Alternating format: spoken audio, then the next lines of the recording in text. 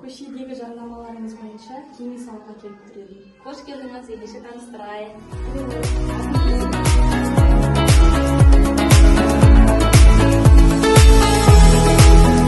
Ата-аналарға арналған кеңес беру пункті бар, жұмыс жасайды. Бұл кеңес беру пунктінде біраз педагогтер жұмыс жасайды. Яғни ол қазақ тіл маманы болсын, музыка жетекшісі, әдіскер, педагог, психологтар, тәрбиешілер, кез келген педагогтерден келіп сіз кеңес ала аласыз. Бұл бізде кеңес беру пункті бойынша жаңа құжаттарды көрсетіп өткен, оның ішінде жылғы жоспарымыз бар және кеңес беру кестесі бар. Яғни жаңа айтып өткен бізде педагогтердің барлығы ата-аналарға өздерінің жұмыс кестесі бойынша кез келген уақытта келіп кеңес бере алады сіздерге. Енді жалпы сіз балаңызға қатысты қандай да бір мәлімет қажет болса, сіз қайда жүгінесіз, кімге жүгінесіз? Көбінесе енді әлеуметтік желілерде ғой.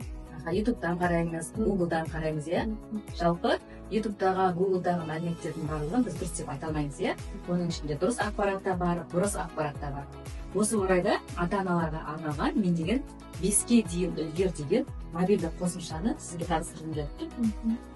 Бұл 5-ке дейін үлгер мобильді қосымшасы ерте дамыту институты ұсынып отыр, яғни балаларға қажетті 5 жасқа дейінгі балаларға арналған өзінің жас ерекшелігіне сай кез келген тақырыпта сіз кеңес ала аласыз. Мобильді қосымша міндетті түрде сіз оны телефоныңызға жүктеп аласыз. Кез келген уақытта ата-ана үшін бұл қолжетімді.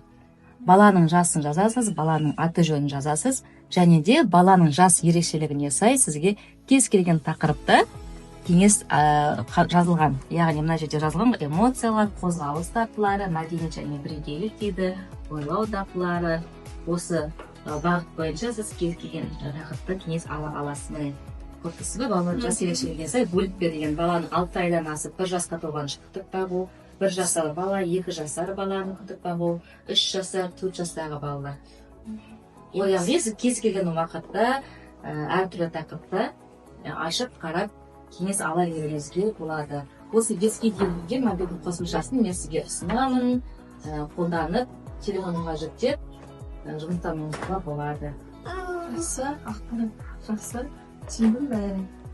Жақсы, тағы да кеңес беру пунктіңізге келіп тұрыңыз, әрдайым сізді күтеміз. Көп рахмет.